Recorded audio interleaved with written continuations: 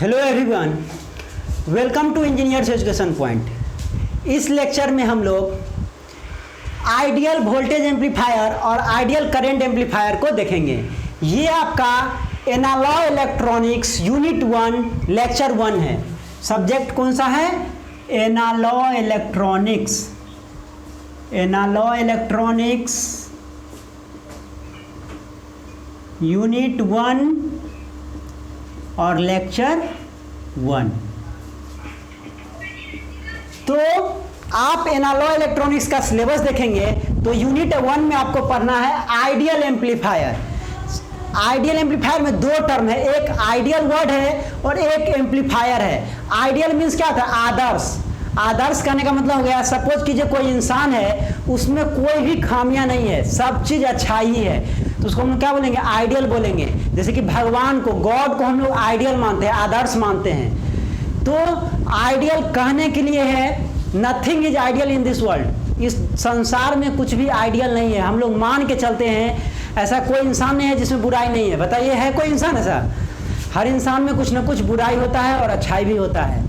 तो आपका कंप्यूटर है, कैलकुलेटर है, आपका मोबाइल है, एमीटर है, वोल्ट मीटर है, कोई भी इंस्ट्रूमेंट है, कोई भी आप बाइक ले लीजिए, कार ले लीजिए, कोई भी 100% एक्यूरेट है? कोई भी नहीं है 100% एक्यूरेट है। कुछ ना कुछ एरर सब में प्रोड्यूस होगा, कुछ ना कुछ फॉल्ट सब चीज में है। तो आइडियल हम लोग मान के चलते हैं।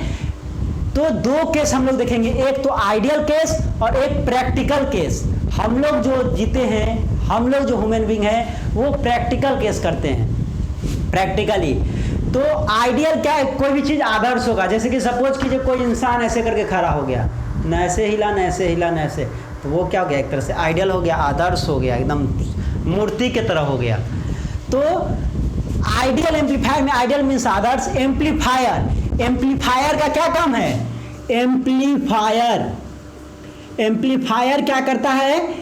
वीक सिग्नल को स्ट्रॉन्ग सिग्नल में कन्वर्ट करता है। वीक सिग्नल को स्ट्रॉन्ग सिग्नल में कन्वर्ट करता है। अब आप बोलिएगा सर, वीक सिग्नल को स्ट्रॉन्ग सिग्नल में कैसे कन्वर्ट करता है?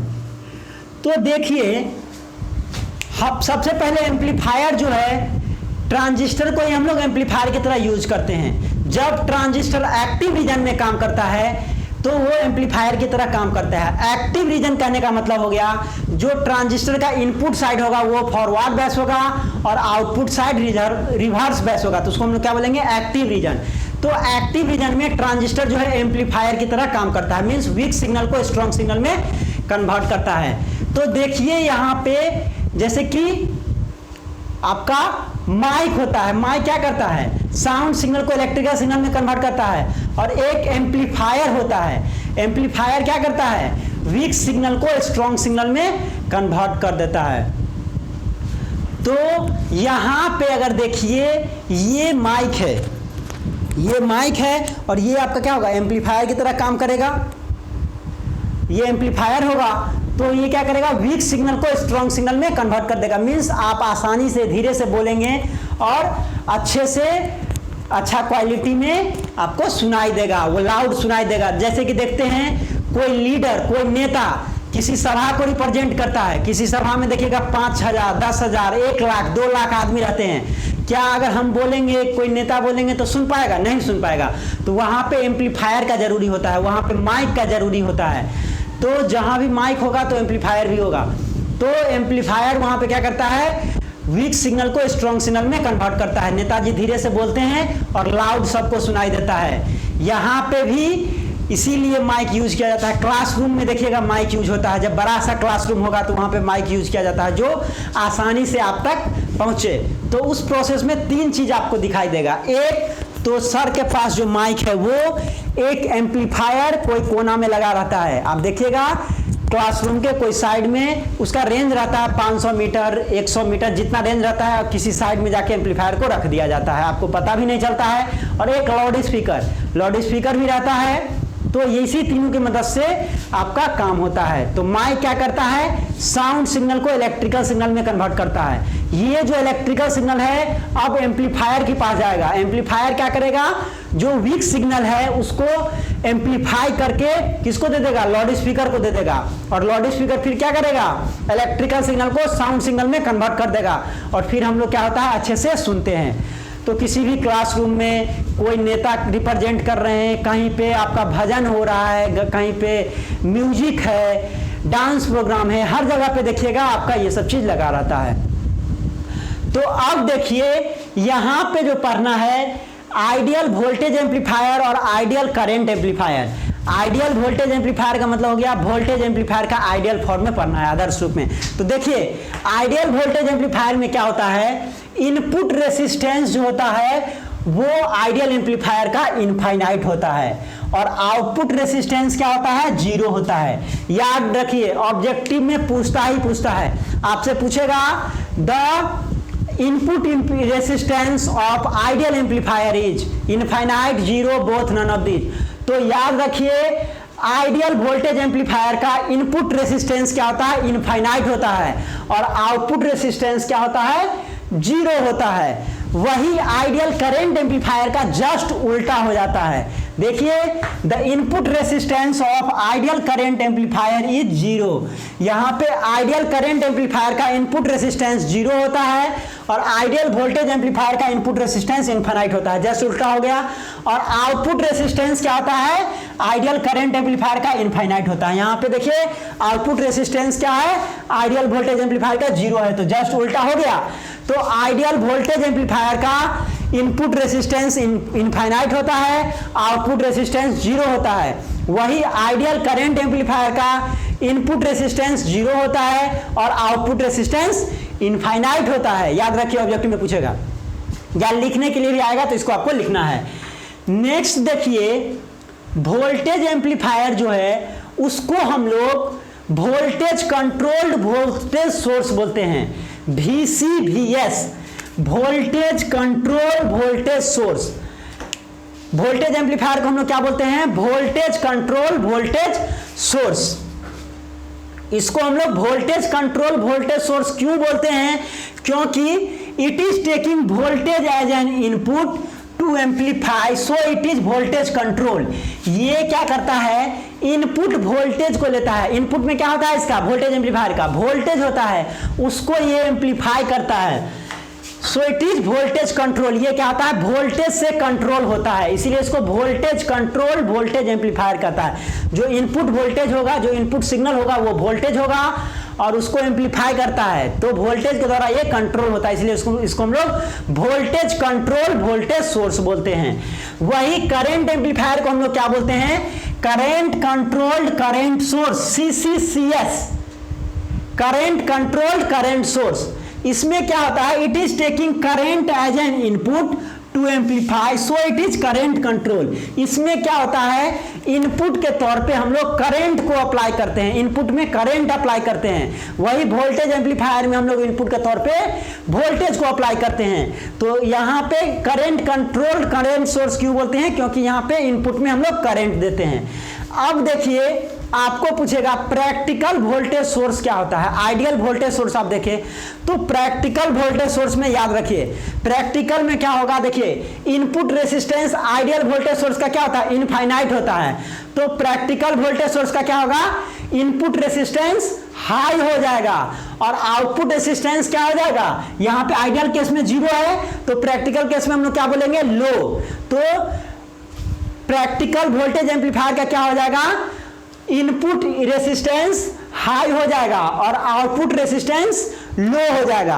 वही प्रैक्टिकल करंट एम्पलीफायर का क्या हो जाएगा, प्रैक्टिकल करंट एम्पलीफायर में इनपुट रेसिस्टेंस जो है वो आपका लो हो जाएगा और आउटपुट रेसिस्टेंस क्या हो जाएगा, हाई हो जाएगा। तो प्रैक्टिकल के लिए पूछे या आइडियल के लिए पूछे तो आप लिख सकते हैं, जहां लो है, जीरो है, वहां लो हो जाएगा और जहां इनफाइनाइट है वहां हाई हो जाएगा। अब देखिए voltage amplifier circuit is represent by Thevenin's equivalent circuit. आपके लिए नया टर्म है थेवेनिन्स इक्विवेलेंट सर्किट। तो थेवेनिन्स थ्योरम होता है, डिफरेंट सारा थ्योरम होता है जो नेटवर्क थ्योरी में आप पढ़िएगा। Thevenin's theorem, Norton theorem, superposition theorem, maximum power transfer theorem, reciprocity theorem, different सारा थ्योरम होता है जो आप नेटवर्क एनालाइज 4th सेमेस्टर में पढ़ेंगे। अभी यहाँ पे समझने के लिए आप समझ लीजिए थेवेनिन्स इक्विवेलेंट सर्किट क्या होता है।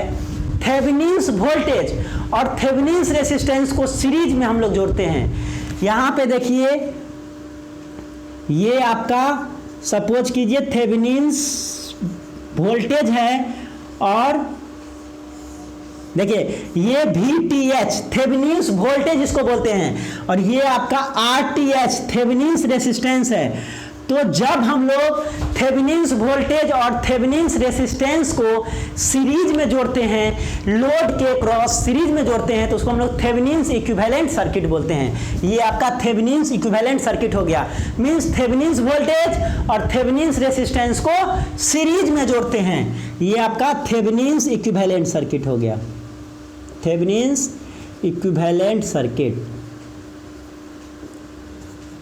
अब देखिए तो जो आपका वोल्टेज एम्पलीफायर होता है वो थेवेनिन्स इक्विवेलेंट सर्किट हो गया, मींस वोल्टेज और रेसिस्टेंस दोनों सीरीज में कनेक्टेड होगा। तो यहां पे देखिए आप ये वोल्टेज सोर्स है V है, सोर्स वोल्टेज, ये आपका R है, सोर्स रेसिस्टेंस है। देखिए सोर्स वोल्टेज और सोर्स रेसिस्टेंस दोनों सीरीज में जुड़ा हुआ है, सीरीज में है ना, तो ये क्या हो गया थेवेनिन्स में हो गया।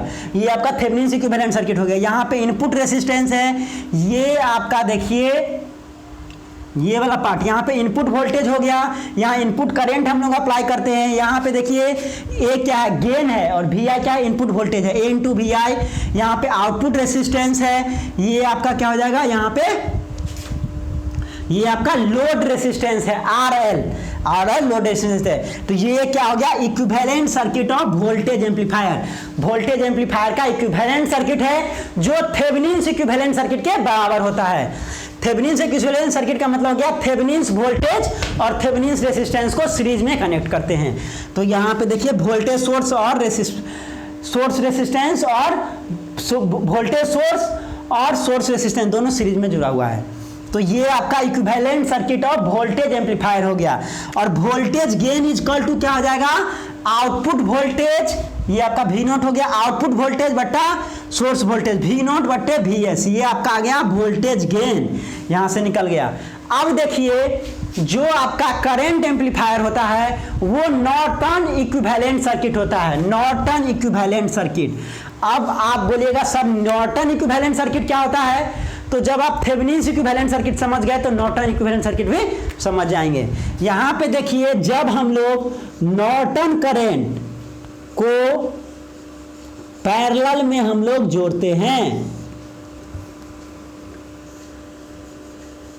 लोड के पैरेलल में जोड़ते हैं, ये आपका लोड रेसिस्टेंस हो गया, ये आपका RN है, इसको हम लोग बोलते हैं नॉर्टन रेसिस्टेंस, और ये आपका नॉर्टन करंट हो गया जिसको शॉर्ट सर्किट करंट भी बोलते हैं। तो जब हम लोग नॉर्टन करंट और नॉर्टन रेसिस्टेंस को पैरेलल में जोड़ते हैं लोड के क्रॉस, तो उसको हम लोग बोलते हैं नॉर्टन इक्विवेलेंट सर्किट। याद रखिए ऑब्जेक्टिव में पूछेगा, कंपटीशन में भी पूछता है, आपसे क्वेश्चन पूछ देगा। जो थेवेनिन्स इक्विवेलेंट सर्किट में थेवेनिन्स वोल्टेज और थेवेनिन्स रेसिस्टेंस को हम लोग सीरीज में जोड़ते हैं या पैरेलल में जोड़ते हैं, तो थेवेनिन्स थ्योरम में थेवेनिन्स वोल्टेज और थेवेनिन्स रेसिस्टेंस को सीरीज में जोड़ते हैं। वही नॉर्टन्स थ्योरम में नॉर्टन करंट और नॉर्टन रेसिस्टेंस को हम लोग पैरेलल में जोड़ते हैं। नॉर्टन थ्योरम में करंट और रेसिस्टेंस होगा और थेवेनिन्स थ्योरम में वोल्टेज, थेवेनिन्स वोल्टेज और थेवेनिन्स रेसिस्टेंस होगा। देखिए यहाँ पे वोल्टेज सोर्स है, यहाँ पे करंट सोर्स है, तो ये सब चीज ध्यान रखना है। तो अब यहाँ पे देखिए पैरेलल में है, ये आपका सोर्स रेसिस्टेंस, सोर्स करंट और आपका सोर्स रेसिस्टेंस दोनों पैरेलल में है ना, ये पैरेलल में है।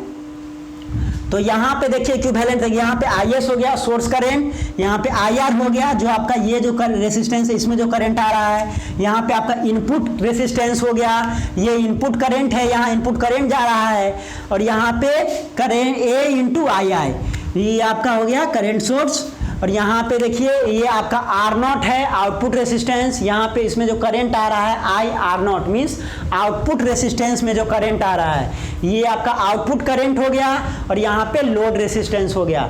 तो ये आपका क्या हो गया, equivalent circuit of current amplifier.